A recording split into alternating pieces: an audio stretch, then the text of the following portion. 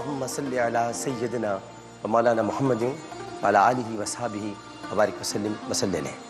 پاکستان میں موجود تمام ہی ناظرین کو، پاکستان سے باہر بھارت، متحدہ عرب امارات، تمام خلیجی ریاستیں، مکہ مکرمہ، مدینہ منورہ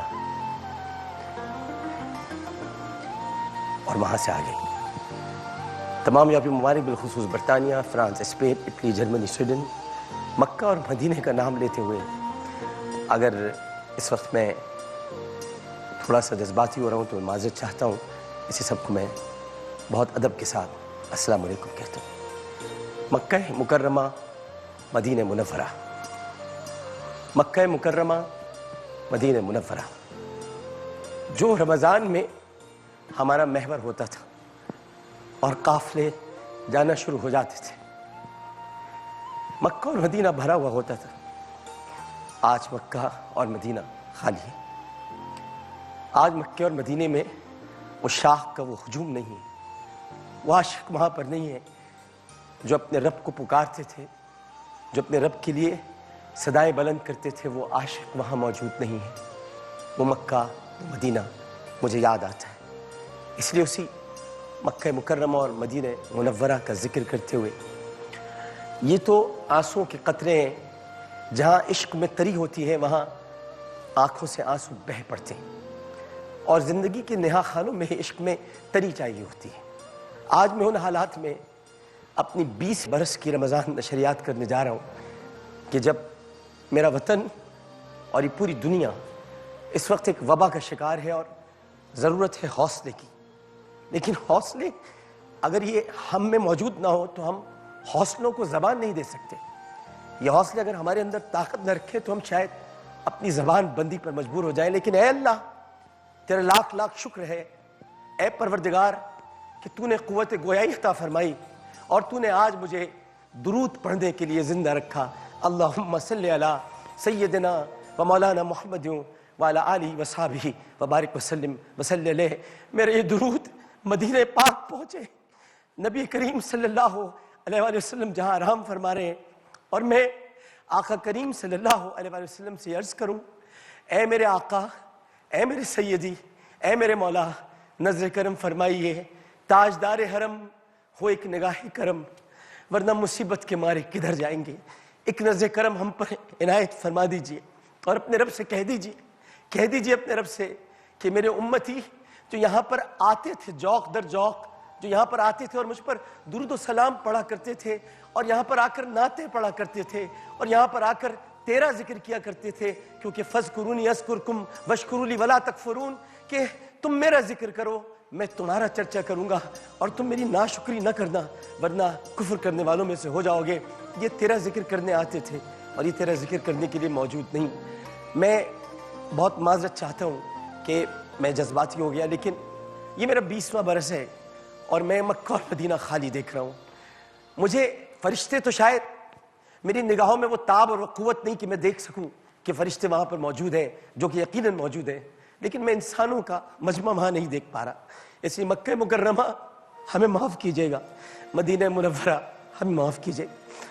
یقیناً یہ ہماری کوئی کوتاہی ہے، ہماری یقیناً گناہوں کی سیاہی ہے، یقیناً یہ کوئی خطا ہے، یقیناً یہ ہم سے کوئی ایسا گناہ سرزد ہوا کہ آج ہم اس در پر نہیں جا سکتے۔ اے اللہ ہم کو معاف کرنا۔ میں معافی سے آغاز کرتا ہوں پروردگار، اور معافی پر ہی اپنی زندگی کا اختتام کروں گا۔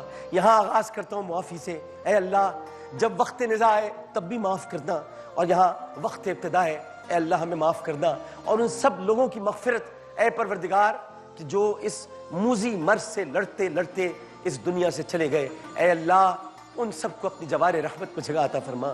اے اللہ ان سب کو کروٹ کروٹ جنت نصیب فرما۔ اے اللہ ان کے لواحقین کو صبر جمیل عطا فرما۔ میرے مسلمان بہن بھائی اب اس دنیا میں نہیں رہے ہیں اور اس وبا سے لڑتے لڑتے دنیا سے چلے گئے، اے اللہ ان پر اپنا خصوصی کرم نازل فرمانا۔ یہ پیارا رمضان ہے، اے اللہ یہ تیرا رمضان ہے، اور تو کہتا ہے کہ رمضان میرا مہینہ ہے، جیسا کہ شعبان تیرے حبیب صلی اللہ علیہ وآلہ وسلم کا مہینہ ہے، لیکن رمضان تیرا مہینہ ہے۔ دل کے انہی نہا خانوں سے میں تجھے پکارتا ہوں پروردگار، دل کے انہی نہا خانوں سے میں التجا کرتا ہوں پروردگار کہ میرے پاکستان پر اپنا خصوصی کرم نازل فرما، میرے پاکستان پر اپنا کرم فرما، میرے پاکستان پر اپنی عنایات نازل فرما، میرے پاکستان پر اے اللہ ایسی نظر کرم، ایسی نظر کرم، ایسی نظر عنایت ڈال دے کہ پاکستان کا کوچا کوچا، قریہ قریہ، کونا کونا، گلی گلی اس وبا سے پاک ہو جائے پروردگار، اور ہم پھر سے اسی خوشی کے ساتھ، اسی مہک کے ساتھ، اسی مسکان کے ساتھ، اسی روشنی کے ساتھ، اسی چٹکتی ہوئی کلی کے ساتھ اے پروردگار پھر سے کھلنے کے لیے تیار ہو جائے۔ ہم پر نظر کرم ڈال دے، ہم پر نظر کرم ڈال دے، ہم پر نظر کرم ڈال دے۔ ناظرین محترم، یہ رمضان نشریات کی وہ ابتدا ہے جو شاید میں نے پہلے کبھی نہیں کی، اور میں نے کبھی سوچا بھی نہیں تھا، اور آپ یقین کیجئے کہ اب سے کچھ دیر پہلے تک مجھے پتہ بھی نہیں تھا، لیکن جب مکہ مکرمہ روز نکلا، اور بھی نکل رہا ہے جب بھی، اور مدینہ منورہ، تو جذبات قابو میں نہیں رہتے۔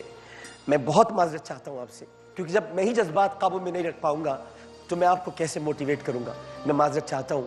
ہم سب کو لڑنا ہے، ہم سب کو ایک اندیکھی قوت سے، کہ جو برائی کی قوت ہے، جو شر ہے، جیسا کہ شیطان، ابلیس، ایک اندیکھی قوت، اس کو اس ماہ میں جکڑ دیا جاتا ہے، لیکن ایک کورونا ایک ایسی اندیکھی وبا ہے جس سے ہمیں لڑنا ہے، اور ہمیں لڑنا ہے احتیاط کے ساتھ، ہمیں لڑنا ہے اللہ کے کلام کے ساتھ، ہمیں لڑنا ہے ان تمام تر احتیاطوں کا جن کا تذکرہ کیا گیا، جن کا ذکر کیا گیا، ہمیں ان کے ساتھ لڑنا ہے۔ ہم نے شکست نہیں کھانی ہے، ہم نے ہار نہیں ماننی ہے، اس لیے کہ ہم اللہ کے وہ بندے ہیں جو اللہ تعالیٰ اپنے بندوں کو جب آزمائش میں مبتلا کرتا ہے۔ اور یاد رکھنا میرے دوستوں، یاد رکھنا میرے بھائیوں، یاد رکھنا میری بہنوں، کہ یہ تم پر ایک آزمائش ہے، یہ تم پر عذاب نہیں ہے۔ عذاب کیسے ہو سکتا ہے؟ کون کہتا ہے کہ یہ عذاب ہے؟ ارے جس امت کو اللہ تعالیٰ نے رمضان المبارک دیا ہو، جس امت کو اللہ تعالیٰ نے رمضان جیسا مہینہ عطا کیا ہو، اس امت پر عذاب آ سکتا ہے؟ رمضان تو عذاب ٹال دیتا ہے۔ رمضان کا پہلا عشرہ رحمت ہے، دوسرا عشرہ مغفرت ہے، تیسرا جہنم سے نجات ہے۔ جس امت کو اللہ تعالیٰ نے رمضان عطا کیا ہو، اس امت پر اللہ عذاب کیوں نازل فرمائے گا اللہ؟ اور جس امت کو اللہ تعالیٰ نے اپنا محبوب عطا کر دیا ہو، لَقَدْ مَنَّ اللَّهُ عَلَى الْمُؤْمِنِينَ إِذْ بَعَثَ فِيهِمْ رَسُولًا مِّنْ أَنفُسِهِمْ يَتْلُو عَلَيْهِمْ آيَاتِهِ وَيُزَكِّيهِمْ وَيُعَلِّمُهُمُ الْكِتَابَ وَالْحِكْمَةَ وَإِنْ كَانُوا مِنْ قَبْلُ لَفِي ضَلَالٍ مُبِينٍ، کہ اللہ کا مومنین پر احسان ہے کہ اس نے انہیں محمد عطا کر دیا۔ تو جس امت کو محمد مصطفیٰ صلی اللہ علیہ وآلہ وسلم عطا ہو جائے، اس پر عذاب نہیں آ سکتا۔ وہ آزمائش میں ضرور مبتلا ہے، اور اس وقت آزمائش میں ہے۔ آزمائش سے تم کو نکلنا ہے، مجھ کو نکلنا ہے، ہم سب کو نکلنا ہے، مگر کیسے نکلنا ہے؟ آسمان کی طرف یہ دیکھ کر کہتے ہوئے، اے اللہ اگر تو اس طرح راضی تو ہم بھی اسی طرح راضی، بس ہمیں تیری رضا چاہیے۔ تو اگر ہم سے اس طرح راضی ہے تو پروردگار ہم بھی تیری رضا پر راضی ہیں، بس تو ہمیں غداروں میں شمار مت کیجیو، ہمیں وفاداروں میں شمار کیجیو، اور ہم پر اپنا کرم، ہم پر اپنا رحم نازل فرمائیے۔ میں فوری طور پر میں تھوڑا جذباتی ہو گیا، معذرت چاہتا ہوں ایک مرتبہ پھر۔ فوری طور پر جناب قاری حسین آرئی صاحب کی طرف بڑھتا ہوں، اور آج سورۃ البقرہ کی ان آیات کی تلاوت کی جا رہی ہے کہ جن کے بارے میں میں بھی آپ سے کچھ اپنے جذباتی کیفیت میں مبتلا ہو کر ذکر کر رہا تھا، لیکن آج اس کا آغاز ہوگا۔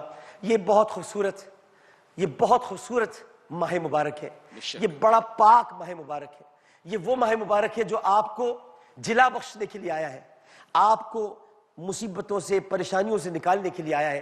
کون اس کو کس طرح پاتا ہے یہ اب اس پر منحصر ہے۔